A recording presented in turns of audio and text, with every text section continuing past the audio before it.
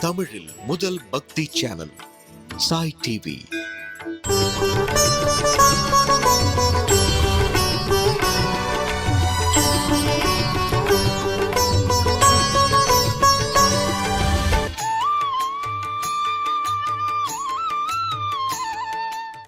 புள்ளும் சிலம்பினகான் புள்ளரையன் கோயிலில், புள்ளும் சிலம்பினகான் புள்ளரையன் கோயிலில், புள்ளும் சிலம்பினகான் புள்ளரையன் கோயிலில், வெள்ளை விழி சங்கின் பேரரவம் கேட்டிலையோ?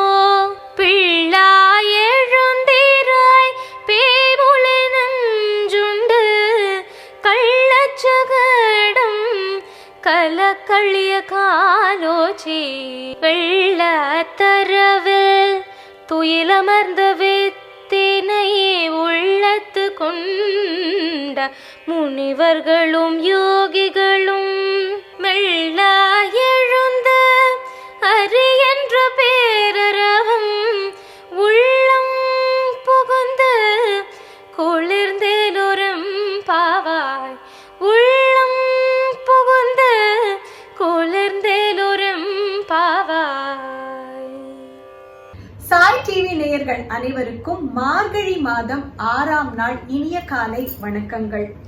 ஆண்டாள் திருவடிகளை சரணம். திருப்பாவைய கோவில்கள்ல பட்டர்கள் சொல்லி கேட்டிருப்போம், அது ஒரு அழகு. ஸ்லோகமாக வாசிச்சு கேட்டிருப்போம், அது இன்னொரு அழகு.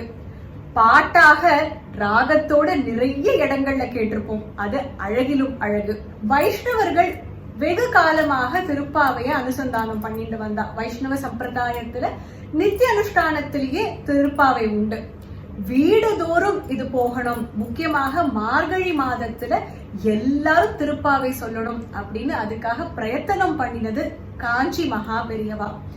1945 வருடம் அரியக்குடி ராமானுஜம் ஐயங்கார் அவர்கிட்ட மகாபெரியவா திருப்பாவைய ராகத்துல அமைத்து அரங்கேற்றணும் அப்படின்னு உத்தரவிட்டார்.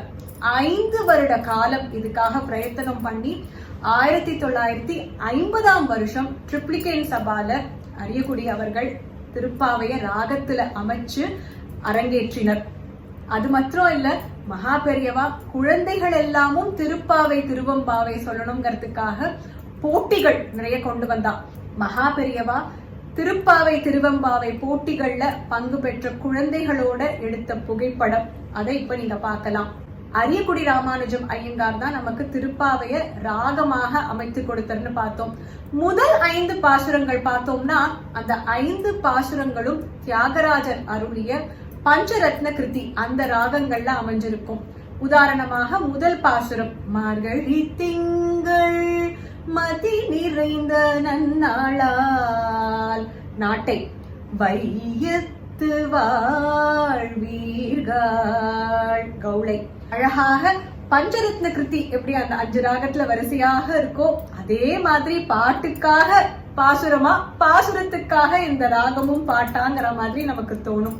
இப்போ இன்றைய பாசுரம் 6வது பாசுரம், புள்ளும் சிலம்பினகான். புள்ளும்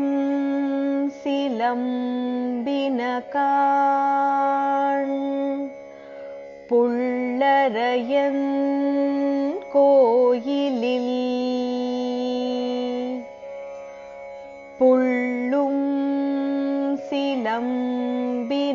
சிலம்பினகான் புள்ளரையன் கோயிலில்,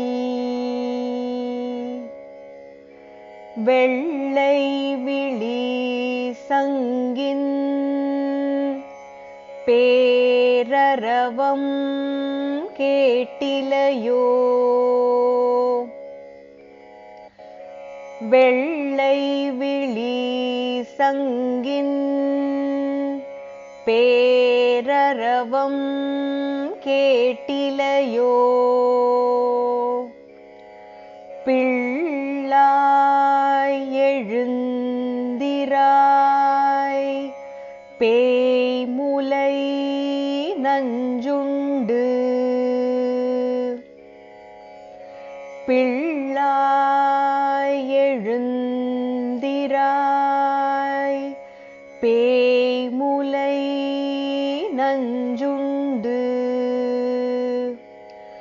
கள்ளச்சகடம் கலக்கழிய காலோச்சி கள்ளச்சகடம் கலக்கழிய காலோச்சி வெள்ளத்தரவில் துயில் அமர்ந்த வித்தினை வெள்ளத்தரவில் துயில் அமர்ந்த வித்தினை உள்ளத்து கொண்டு முனிவர்களும் யோகிகளும் உள்ளத்து கொண்டு முனிவர்களும் யோகிகளும் மெல்ல எழுந்து அரியன்ற பேரரவம் மெல்ல எழுந்து அரியன்ற பேரரவம் உள்ளம் புகுந்து குளிர்ந்தேலோரெம்பாவாய் உள்ளம் புகுந்து குளிர்ந்தேலோரெம்பாவாய்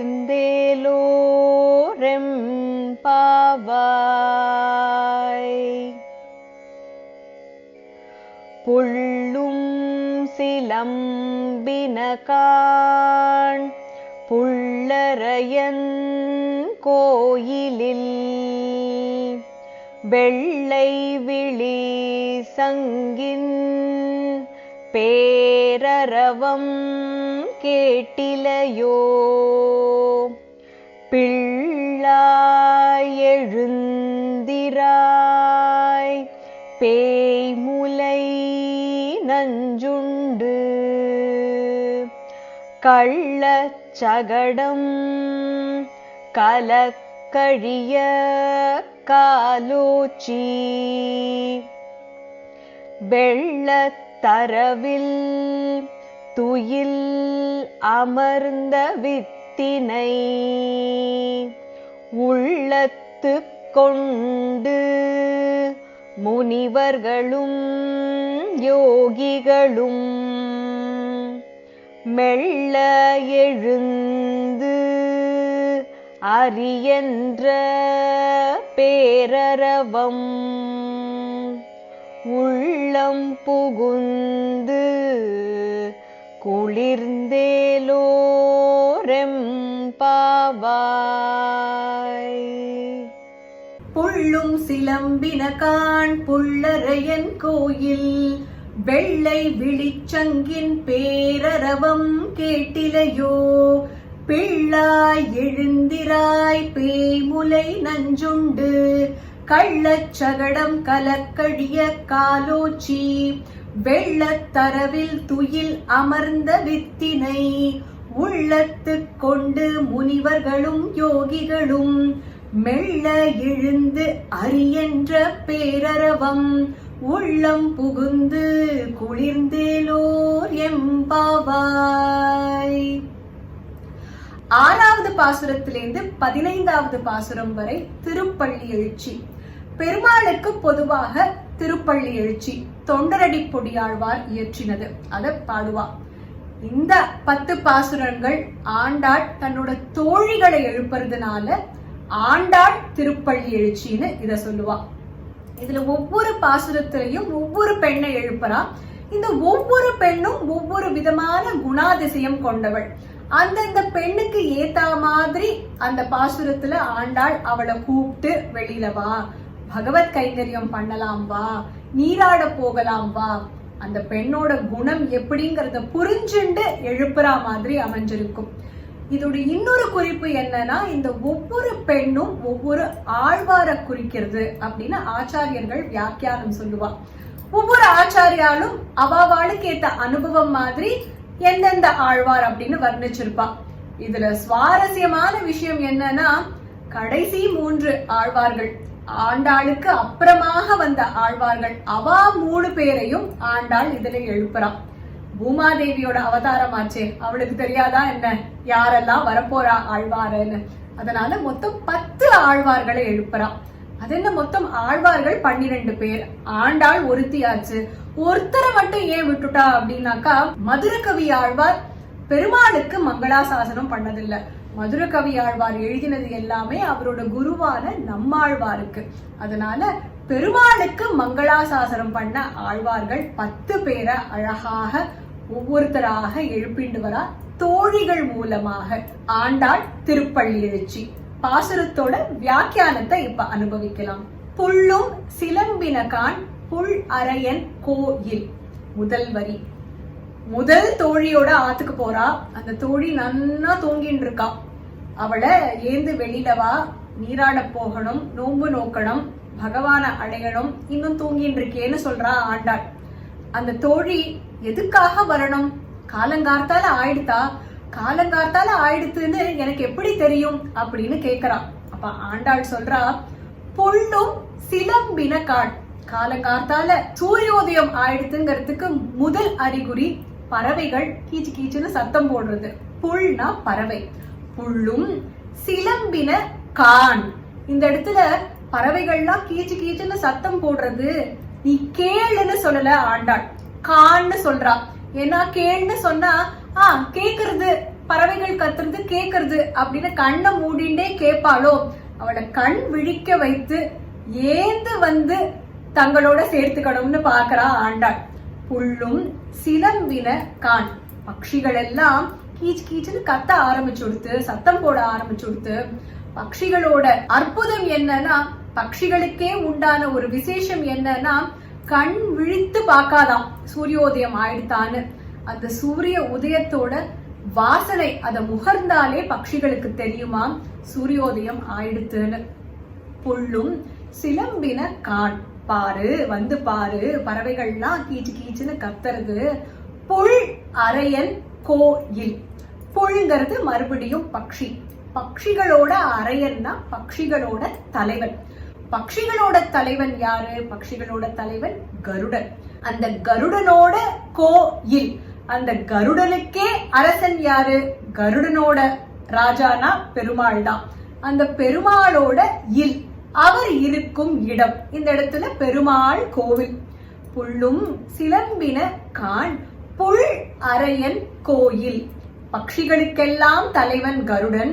அந்த கருடனுக்கு தலைவன் பெருமாள். அந்த பெருமாளோட இல்லம், பெருமாள் இருக்கும் கோவில். அந்த கோவில்ல என்ன நடக்கிறது? வெள்ளை விழிச்சங்கின் பேரரவம் கேட்டிலையோ. அந்த கோவில்ல வெள்ளை நிறம் கொண்ட சங்கு, அந்த சங்கோட சத்தம் கேட்கறது, துவனி கேட்கறது. எப்படி கேட்கறது? பேரரவம். மெதுவாக கேட்கல, ஊர் முழுக்க கேட்கற மாதிரி அந்த சங்கு கோவில்ல ஊதின்னு இருக்கா. அது உனக்கு கேட்கலையா? இதோட விசேஷம் என்ன அப்படின்னா, வாத்திய கோஷங்கள்ல பெருமாளுக்கு கண்டம் சேவிக்கிறதும் சங்கு சேவிக்கிறதும் ரொம்ப உத்தமமான ஒரு விஷயம். அதனால சங்கம்ங்கிறது பெருமாளுக்கே உகந்தது. ஆண்டாளுக்கு அதுவும் சங்கம்னா ரொம்ப பிரியம். 14வது பாசுரத்துல இதுக்கு காரணம் என்ன அப்படிங்கறத பார்க்கலாம். சங்கம்ங்கிறது ஒரு சாத்வீக தன்மை. வெண்மைனாலே பியூரிட்டின்னு சொல்லுவோம் இல்லையா? அதனால ஒரு சாத்வீக தன்மை, மனசு ரொம்ப தூய்மையாக இருக்கு அப்படிங்கறத குறிக்கிறது. வெள்ளை விழிச்சங்கின் பேரரவம் கேட்டிலையோ. அந்த சங்கோட சத்தம் பெருமாள் கோவில்லேந்து கேட்கறதே எங்களுக்கெல்லாம் நன்னா கேட்கறது. உனக்கு கேட்கலையா? அதை கேட்டுட்டுமா நீ இன்னும் உறங்கின்னு இருக்க? அந்த பெண் இன்னமும் ஏந்துக்கிற மாதிரி இல்ல. சரி, இவளை எழுப்புறதுக்கு ஒரே வழிதான். கிருஷ்ணரை பத்தி ஏதாவது சொல்லணும். கிருஷ்ணரை பத்தி ஏதாவது சொன்னா அவ ஏந்து வருவா. ஆனா உடனே ஏந்துக்கணும் அப்படின்னா கிருஷ்ணருக்கு ஏதாவது ஆபத்துன்னு சொல்லணும். ஆபத்துன்னு சொன்னாதான் ஷிஷு கிருஷ்ணருக்கு இது ஆபத்தா அப்படின்னு சட்டுன்னு ஏந்து வருவான்னு பிள்ளாய் அப்படின்னு கூப்பிடுறான். இந்த இடத்துல பிள்ளாய்ங்கிறது வயசுல தன்னோட சிறியவள், அத குறிக்கல. பகவத் கைங்கரியத்துல இப்பதான் அந்த பெண் காலடி எடுத்து வச்சிருக்கா, ரொம்ப அனுபவம் இல்லாத பெண். அதனால பிள்ளாய் எழுந்திராய், ஏந்து வா. பேய் முலை நஞ்சுண்டு, அந்த கிருஷ்ணனுக்கு பேய் முலை நஞ்சு. பூத்தனை அப்படிங்கிறவ தன்னோட முலையிலேந்து விஷம் மிகுந்த பாலை கொடுத்து அவனை கொல்ல பாக்குறா. நீ ஏந்து வா, அத பத்தி என்னன்னு பேசலாம் வா. கிருஷ்ணருக்கு ஒரு ஆபத்து கேளு. எப்படி ராமாவதாரத்துல தாட்டகி அப்படிங்கிற அரக்கியோ, அதே மாதிரி கிருஷ்ணாவதாரத்துல பூத்தனை. பூத்தனை ஒரு அழகான பெண்ணாக தன்னை மாத்திட்டு கம்சன் அனுப்பினதுனால கோகுலத்துக்கு வரா. ஒவ்வொரு வீடாக போறா. எங்க அங்க இருக்கிற குழந்தைகள் எல்லாம் கொண்டுடுவாளோன்னு சொல்லிட்டு கிருஷ்ணர் வீல்னு கத்துறான் யசோதையோட ஆத்துல. நேர யசோதையோட ஆத்துக்கு வரா. யசோதை கிட்ட குழந்தைய பார்க்கலாமான்னு கேக்குறான். கையில ஒரு அழகான தாமரை பூவோட. யசோதையும் குழந்தை கிட்ட கூப்பிட்டு போக, அந்த குழந்தைய பார்த்த உடனே என்னதான் அரக்கியாக இருந்தாலும் அவ ஒரு பெண்ணாச்சே, வாத்சல்யம் வந்துட போறதுன்னு நான் பால் கொடுக்கலாமான்னு கேட்டு பால் கொடுக்கும் போது கண்ணை மூடிக்கிறாளாம் பூத்தனை. கிருஷ்ணர் முதல்ல நஞ்சை எடுக்கிறார், அந்த முலையிலேந்து பாலையும் எடுக்கிறார். இது ரெண்டையும் எடுத்துட்டு கடைசியில அவளோட ஆத்மாவையும் வெளியிட எடுக்கிறார். பூத்தனைக்கு அந்த இடத்துல மோட்சம். பூத்தனைக்கு அந்திம சம்ஸ்காரம் பண்ணும்போது பொதுவாக நாற்றம் வரும்னு சொல்லுவா. அவளோட அந்த உடல்ல இருந்து கந்தம் வந்துதான். ஏன்னா பெருமாள் தொட்டதுனாலே அவளோட உடலே வாசனை மிகுந்ததாக மாறிடுதான். கள்ளச்சகடம் கலக்கழிய காலோச்சி. கம்சன் பூத்தனை அரக்கிய மட்டுமா அனுப்பிச்சான், வரிசையாக பல பேரை அனுப்பிச்சுட்டே இருந்தான் கண்ணனை எப்படியாவது கொல்லணும்னு. அப்படி வந்த ஒருவன் தான் சகடாசுரன். சகடம்னா கார்ட், சக்கர வடிவில வந்து கிருஷ்ணரை எப்படியாவது கொல்லணும்னு பிரயத்தனம் பண்ணினான். கிருஷ்ணர் தன்னோட பிஞ்சு காலால அந்த சகடத்தை எட்டி உதைக்கிறார். கலக்கழிய காலோச்சி, கண்ணுக்கே எட்டாத தூரத்துல அந்த சகடம் போய் விழருது. வெள்ளத்தரவில் துயில் அமர்ந்த வித்தினை. இப்படி கிருஷ்ணரை பத்தி சொல்லியாச்சு, பெருமாளை பத்தி பாட போறோம் வாங்கோ. அந்த பெருமாள் எப்படி இருக்கார்? வெள்ளத்து அரவில் துயில் அமர்ந்த வித்தினை. அவர் நன்னா பார்க்கடல்ல சயனிச்சு, அனந்தன் மேல சயனிச்சு படுத்துட்டு இருக்கார். கண்ணை மூடின்னு இருக்கார். கண்ணை மூடின்னு இருக்கிறதுனால அவர் தூக்கத்துல இருக்காருன்னு நினைச்சுடாதே, யோக நித்ரையில இருக்கார். வெள்ளத்தரவில் துயில் அமர்ந்த வித்தினை. வித்துங்கிறது சீட். இந்த உலகம் சிருஷ்டியாவதற்கு காரணமாக இருந்தவர் நம்மளோட பெருமாள். வித்தினை உள்ளத்து கொண்டு முனிவர்களும் யோகிகளும். நம்மளோட உள்ளத்துல வச்சுண்டு யார மாதிரி? முனிவர்கள் யோகிகள். முனிவர்கள் யோகிகள் ரெண்டு பேரும் ஒண்ணுதானேன்னு யோசிக்கலாம். முனிவர்கள்னா சதா சர்வகாலமும் பெருமாளை மனசுல மனனம் பண்றவா, பெருமாளை பத்தியே நினைத்துன்னு இருக்கிறவா. யோகிகள்னா கர்மானுஷ்டானங்கள் பண்றவா, யோக மார்க்கத்துல பெருமாளுக்கு கைங்கரியம் ஸ்மரணை இதெல்லாம் பண்றவா யோகிகள். முனிவர்களும் சரி யோகிகளும் சரி, அவ எப்படி பெருமாளுக்கு பண்ணிட்டே இருக்காளோ அத மாதிரி உள்ளத்து கொண்டு முனிவர்களும் யோகிகளும் மெல்ல எழுந்து அரி என்ற பேரரவம். நீ ஏந்துக்கும் போது சட்டுன்னு ஏந்து வந்துடாத. ஏன்னா நம்ம தூக்கத்துல போகும்போது ஆழ்ந்த உறக்கத்துல இருக்கும் போது பெருமாளோட அனுபவம் நமக்கு கிடைக்குமா. பெருமாளோட அனுபவம் கிடைக்கும் போது பெருமாள் நம்ம உள்ளத்திலேயே வந்து அங்கேயே இருப்பறாம். இருக்கும்போது சட்டுன்னு ஏந்துட்டா பெருமாளோட நித்திரையும் கலைஞ்சுடுமே. அதனால மெல்ல எழுந்துரு. ஏந்துட்டு என்ன பண்ணணும்? அரி என்ற பேரரவம். பொதுவாக வைஷ்ணவ சம்பிரதாயத்துல சொல்லுவா. காஞ்சி மகாபரிவா எல்லாருமே இத பண்ணணும் அப்படின்னு தெய்வத்தின் குரல்ல சொல்லியிருக்கா. காத்தால ஏந்துக்கும் போது ஹரி ஸ்மரணையும் ஹரிநாமமும், தூங்க போறச்ச சிவபெருமானோட நாமத்தையும் சொல்லணும்னு சொல்லியிருக்கா. அதனால மெல்ல எழுந்து ஹரி என்ற பேரரவம் 7 முறை ஹரி ஹரி ஹரி ஹரி ஹரின்னு வாய் விட்டு சொல்லணுமா. ஹரினா நம்ம பாவங்களை ஹரதி, அதை போக்குபவன் தான் அந்த ஹரி. ஹரி என்ற பேரரவம் உள்ளம் புகுந்து குளிர்ந்தேலோர் எம்பாவாய். அந்த பெருமாளை நம்ம மனசுல வச்சு பிரார்த்தனை பண்ணினோம்னா நம்ம உள்ளமே குளிர்ந்து போயிடுறது. அப்படிப்பட்ட ஒரு அனுபவத்தை நீ பெறணுங்கிறதுக்காகத்தான் ஒன்ன நான் கூப்பிடுறேன். பெருமாளோட 5 நிலைகள் பரம், வியூகம், விபவம், அந்தர்யாமி, அர்ச்சாவதாரம். முதல் 5 பாசுரங்கள்ல அது தனித்தனியாக சொல்லிட்டோம். 5வது பாசுரத்துல 5ஐயும் எப்படி கோர்வையாக கொண்டு வந்திருந்தான்னு பார்த்தோம். இந்த 6வது பாசுரத்திலையும் 5 நிலைகளையும் சொல்றான். எப்படின்னு பார்க்கலாம். வித்துன்னு சொல்றதுனால பரம், பெருமாள் தான் இந்த சிருஷ்டிக்கே காரணம்ங்கிறது பரம், அந்த நிலையை குறிக்கிறது. துயில் அமர்ந்த, வெள்ளத்தரவில் துயில் அமர்ந்த அப்படின்னு சொல்றதுனால வியூகம், பார்க்கடல். கள்ளச்சகடம் கலக்கழிய காலோச்சி, அவதாரம். எந்த அவதாரம்? கிருஷ்ணாவதாரம். உள்ளத்து கொண்டுன்னு சொல்றதுனால அந்தர்யாமி.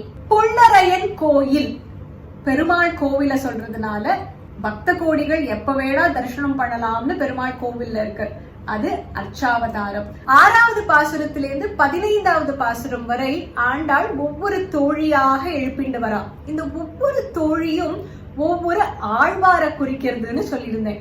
இந்த 6வது பாசுரத்துல எந்த ஆழ்வார எழுப்புறா? ஒரு கெஸ் அடிச்சோம்னாலே தெரிஞ்சிருக்கும். ஆண்டாளுக்கு கிருஷ்ணரை பத்தி தெரிய வந்தது, கிருஷ்ணர் பக்தினா என்ன, கிருஷ்ணர் எப்படி இருப்பார், கிருஷ்ணர் என்ன பண்ணினார், எல்லாமே அவளுக்கு தெரிஞ்சது பெரியாழ்வார்னால. அதனால இந்த 6வது பாசுரத்துல முதல் ஆழ்வாராக தன்னோட தந்தை ஆச்சாரியர் குருவான பெரியாழ்வார். இது எப்படின்னா புள்ளரையன் கோவில். புள்ளரையன்கிறது கருடன்னு பார்த்தோம். கருடனோட அம்சமாக அவதாரம் பண்ணி வந்ததுதான் பெரியாழ்வார். அதனால முதல் பாசுரத்துல பெரியாழ்வார ஆண்டாள் திருப்பள்ளி எழுச்சியாக எழுப்புறா. இந்த பாசுரத்தோட சுவாபதேச அர்த்தம் பார்த்தோம்னா பிள்ளாய் எழுந்திராய் பேய்முலை நஞ்சுண்டு. பேய்முலை அரக்கர் குணத்தை குறிக்கிறது. அந்த முலைங்கிறது அகங்காரம், மமக்காரம். காமம், குரோதம், இது இரண்டையும் குறிக்கிறது. ஷட் ரிபுக்கள் காம, குரோத, லோப, மோக, மத மாத்சரியம், இது எல்லாம் நமக்குள்ள இருக்குங்கிறதே நிறைய தடவை நமக்கு தெரியறது இல்ல. அதுதான் கள்ளச்சகடம், கள்ளத்தனமாக நமக்குள்ள இருக்கு. இதை எப்படி நம்ம போக்கடிக்கிறது? இது இல்லாம எப்படி இருக்கிறதுனா உள்ளம் புகுந்து குளிர்ந்தேலோர் எம்பாவாய். பகவான ஹரியோட நாமத்தை நம்ம உள்ளத்துல நிறுத்தினோம்னா இது எதுவுமே பக்கத்திலேயே வராது. நம்ம அரக்கர் குணத்தோட இருக்க மாட்டோம், நல்ல குணத்தோட இருப்போம். அதுதான் இந்த பாசுரத்தோட ஸ்வாபதேச அர்த்தம். பகவத்கீதையில கிருஷ்ண பரமாத்மாவும் இதேதான் சொல்ற. இந்த மாதிரி குணங்கள் உங்களுக்குள்ள இருந்தா நான் உள்ள இருக்கேன், குணங்கள் உள்ள இருந்துருச்சுன்னா நான் வெளியில வந்துடணும் அப்படின்னு சொல்ற. அகங்காரம் பலம் தர்ப்பம் காமம் क्रोधं च संश्रिताः मामात्म परदेहेषु प्रद्विषन्तोऽभ्यसूयकाः. அகங்காரம், காமம், குரோதம், இதனால அரக்க குணங்கள் மனிதருக்குள்ள வந்துடுறது. அந்த அரக்க குணங்கள் இருந்தாலே நான் வெளியில வந்துடுவேன். இந்த குணங்கள் இல்லாம பாத்துக்கணும்னு சொல்ற கிருஷ்ண பரமாத்மா. இதேதான் ஆண்டாள் 6வது பாசுரத்துல பிள்ளாய் எழுந்திராய் பேய்முலை நஞ்சுண்டு கள்ளச்சகடம் உள்ளம் புகுந்து குளிர்ந்தேலோர் எம்பாவாய்னு வர்ணிக்கிறான். இந்த பாசுரத்துல வரும் திவ்ய தேசம் என்ன? வெள்ளை விழிச்சங்கின் பேரரவம் கேட்டிலையோ. அந்த சங்கோட சத்தம் பேரரவமாக கேட்கறதே காதுல விழலையா பிள்ளாய் அப்படின்னு ஆண்டாள் சொல்றா. நம்மாழ்வார் திருவாய்மொழியில சொல்லும் போது விடிவை சங்கொலிக்கும் திருவண்வண்டூர் உரையும்னு சொல்றார். திருவண்வண்டூர்ங்கிற திருத்தலத்துல அந்த சங்கோட சத்தம் விடிய காத்தால கேட்கும், ஊருக்கே கேட்கற மாதிரி ஒலிக்கும்னு வர்ணிக்கிறார். அத ஒப்பிட்டு பார்த்தா இந்த பாசுரத்துல குறிக்கப்படும் திவ்ய தேசம் கேரள மாநிலத்துல இருக்கும் திருவண்வண்டூர் அப்படிங்கிற திருத்தலம். இன்னைக்கு பெருமாளுக்கு விசேஷமாக என்ன நைவேத்தியம் சமர்ப்பணம் பண்ணலாம்? ஒரு பாயசம் பண்ணலாமா? ஜவ்வரிசி பாயசம்.